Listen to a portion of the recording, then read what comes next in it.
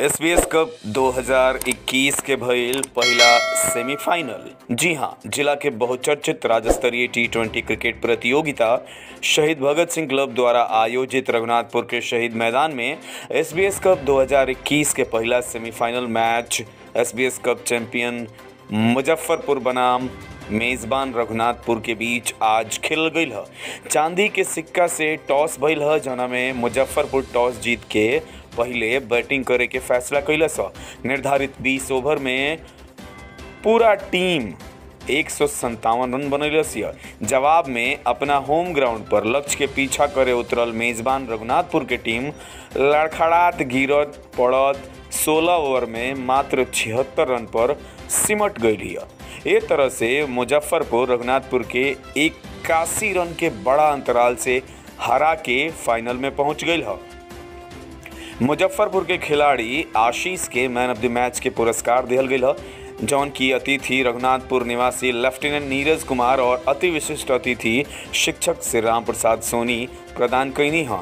खेल के प्रारंभ बॉलीवुड के असिस्टेंट डायरेक्टर सत्यजीत यादव और लेफ्टिनेंट नीरज कुमार दोनों टीम के समस्त खिलाड़ी से परिचय प्राप्त करके भगत सिंह के तैल चित्र पर पुष्प अर्पित करके खेल के शुभारंभ के औपचारिकता पूरा कैलस। रउरा के बता दी कि रघुनाथपुर निवासी lieutenant Neeraj Kumar LIC agent Sanjay Prasad के पुत्र और राम नारायण प्रसाद के पोता हुआ।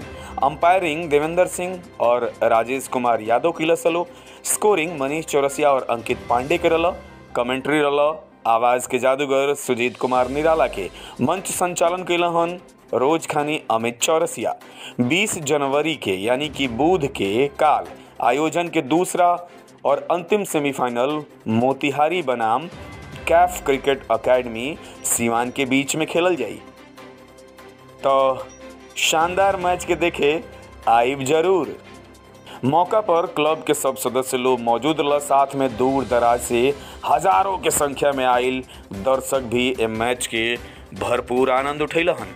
अगर वो अभी क्रिकेट प्रेमी हैं तो काल मोतिहारी बनाम कैफ क्रिकेट अकेडमी सीवान के सेमीफाइनल देखे जरूर आई। ये टूर्नामेंट के फाइनल 23 जनवरी के हुई शहीद मैदान रघुनाथपुर में।